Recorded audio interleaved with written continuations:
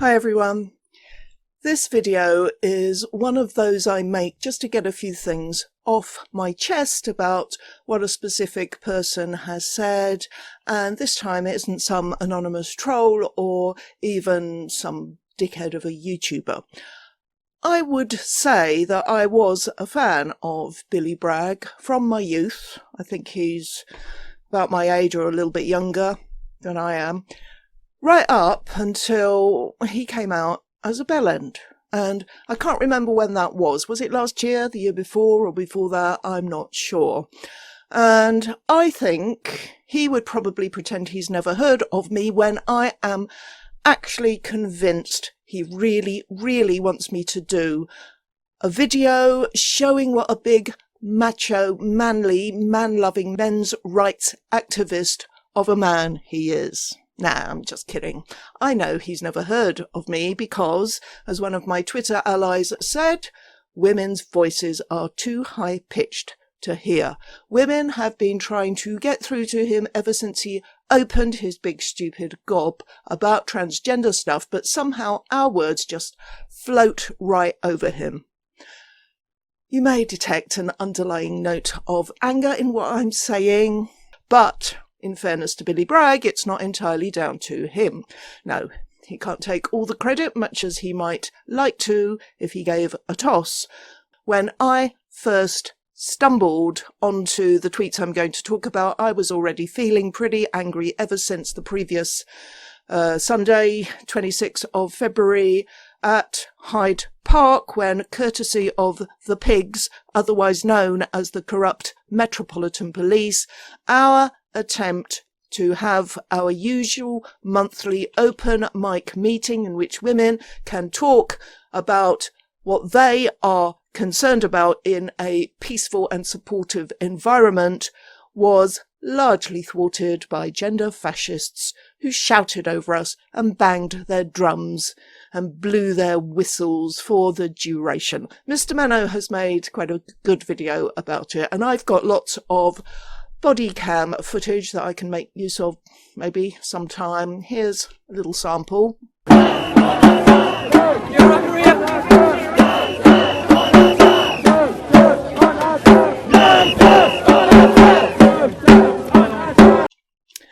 I know I've said previously that as someone who knows what the word fascism means, as someone who's seen members of my extended family suffer horribly under a fascist regime, and family members who, before I was born, suffered horribly because of the Nazis, I don't agree with calling these people fascists, but I've changed my mind. These are fascists, the people who want to drown out the voices of those standing for women's rights against male entitlement, the people calling for our blood, and who, without a thought for how they were making us feel, the police let them come right up and surround us. Well, you, Metropolitan Police. Anyway, that's the mood I was in when I saw this tweet from Billy Bragg. It includes a photo of a poster lying about Kelly J. Keane and protesting her forthcoming visit to Adelaide. I wonder why anti-Kelly J publicity never highlights what she actually says, and says repeatedly. Women don't have penises. Men don't have vaginas. Non-binary is absolute nonsense. And transitioning children is abuse. That is what they object to her saying. But they stay quiet about it because they know that most people agree with it and they can't counter it rationally. So Bragg says, just blown into Adelaide for 3 shows, appalled to find UK anti-trans activist Kelly J. Keane is coming to South Australia to stir up division. Liar! Kelly J has gone to Australia to do this. It was just really important that women get that chance to speak. So that's what we do with Let Women Speak. We let women speak. The fact that people don't like women they disagree with speaking freely is on them. To accuse her of going anywhere with the intention of stirring up division is defamatory. Let's see what else he says. Not only anti-trans, she also accepts support from US anti-abortionists. Now, as I understand it, CPAC, Conservative Political Action Conference, which is an annual conference of conservative activists in the US, have put up the beans for the public liability insurance required by Australian law for Kelly J's tour of Australian cities. That, of course, is a total gift to her detractors, for which they are undoubtedly grateful. But she don't care. Be a trans ally, protest her presence. Now, most of us know what that means. It's not about Kelly J. Keane. It's about intimidating and trying to silence women who are brave enough to stand up and speak out against gender ideology and how it is negatively impacting on their lives. They do exactly the same to other meetings organised by women that have nothing to do with Kelly J, including, of course, Women's Place UK, who have criticised her. At the last conference they organised in London, DJ Lippy was assaulted by one of the gender nutters. I've shown the behaviour of trans activists bullying women and men time and time again. This does not happen the other way round, and this is what Bragg, who has the temerity to think he's on the side of progressive causes and justice, is encouraging. Anyway, the famous artist Birdie Rose gives the first response that I see to Bragg's call to arms. Well, Billy, encouraging a hate mob to organise against and potentially attack a woman seems a bit pro-spite of you. It's not very inclusive, is it? Bragg's response? See, I've always believed that the right to protest was a fundamental part of the right to free expression, but you do you. Disingenuous and cowardly. He damn well knows that these savages aren't likely to stand there silently with their placards bearing innocuous nonsense like trans rights are human rights. I mean, they're not going there for a fun day out and a bit of Morris dancing. Oh, hang on.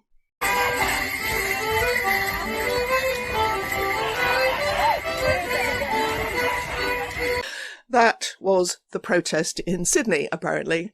According to one tweeter, there were 5 times as many people at Kelly J's event than there were there to protest it, and the police kept them, as I understand it, a good 100 metres away. Although on the live stream we could still hear them screaming sometimes, but they did not drown out the awesome, the fantastic women who took the mic. So that's knocked the wind out of my sails. No, it hasn't actually. It's only because the police in Sydney did their job properly that these protesters had no impact to speak of, so far as I'm aware. The explicit purpose of anyone who goes to protest one of these events is to deny women their free expression, to try to make more noise. Often they carry placards inciting violence, and they are violent. I guess it just depends what they think they can get away with, whether the events are properly policed or not. But gender fascists are the same the world over. The next response that jumped out came from Sal Grover, who said to Bragg, "There's only 2 kinds of women who you support, strippers and men." Now, I think the wording of Sal's tweet can be criticised in that strippers are not a kind of woman, they are just women, but her point is fair enough. He will support a fair wage and conditions for women employed to please men. He doesn't support women's rights to speak out about the misogyny of gender ideology, and he confirms this with his response to Sal. Do women get a free pass to say whatever they want when discussing their rights? That is incredible. How revealing is it? Yes, women, like anyone else, should be free to say what they like when discussing their rights, as long as they don't break sensible laws like those that prohibit incitement to violence, or usually civil laws about defaming individuals.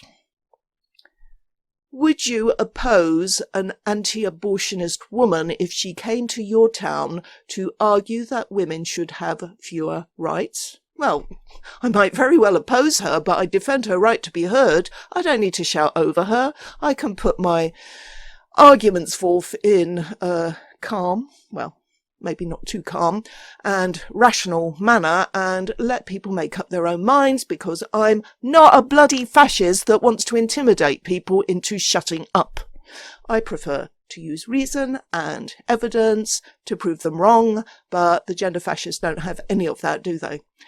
Millie Hill enters the conversation and at some point says, I believe in the right to protest, not to threaten or intimidate, but yes, of course, to protest. Do you think women should be deplatformed and silenced or even threatened if they don't think men should have access to their spaces and rights? How does Bragg respond to that? Perfectly fair and straight question.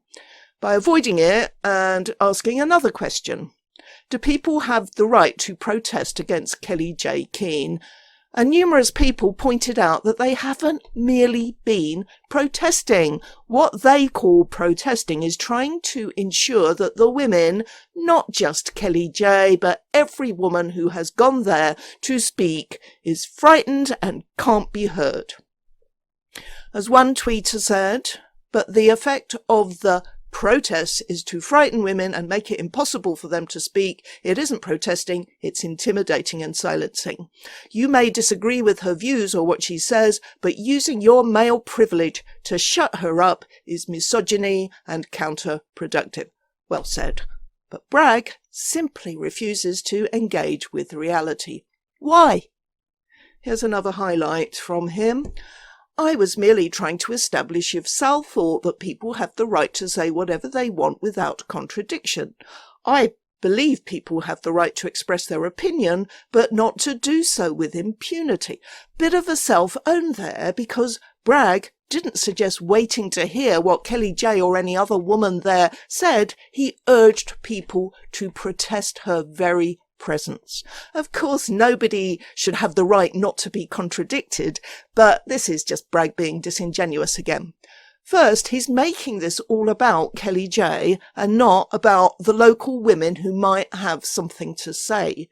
The truth is that any woman doing what she is doing would get attacked in the same nasty, dishonest and thuggish way, and they would dig whatever dirt they could find in order to attack her, even if that means misrepresenting or outright lying. They've done the same to other high-profile feminists like Julie Bindel and Germaine Greer and, of course, J.K. Rowling. They did the same to a no-profile feminist like me, whom nobody had heard of until I was assaulted by 3 gender nutters. That is how they roll.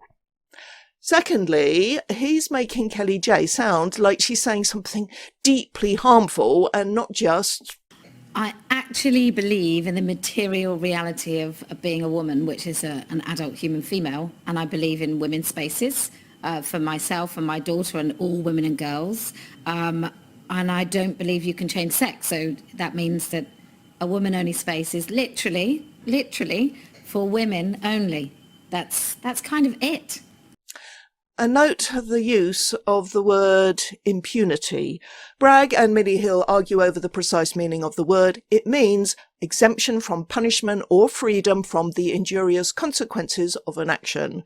So we can express our opinions, but not with impunity. It's okay to be verbally and physically abused for them, arrested for them even. In fact, Bragg denies that this is what impunity means. He seems to think it means accountability. It doesn't. But even if it did, how is it relevant to women talking about our rights and the harms of gender ideology? I mean, who are we supposed to be accountable to? Men? He's such a jerk. I respect women and feminists. I've spoken up in solidarity with both and will do again. My problem is with transphobes like KJK. If some of them are feminists, that sadly does not excuse their intolerance. So his respect is conditional. You have to accept that men can be women and allow them to access our sex-based rights and protections, or not only do we not get his respect, but he will actively encourage people to protest your presence, whatever that involves.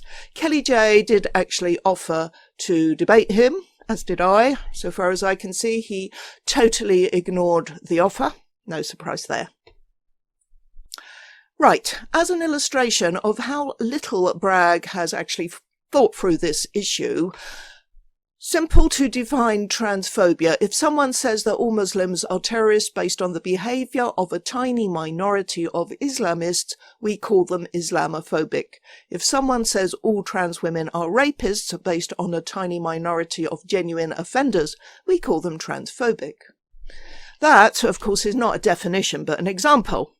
If you're white and get mugged by a black kid and use that as an excuse to hate on all black people or not have anything more to do with any black person, that is an example of racism. It's a racist response, a manifestation, if you like, of racism. It doesn't define racism. An example is not a definition, but it's helpful to include examples with your definition.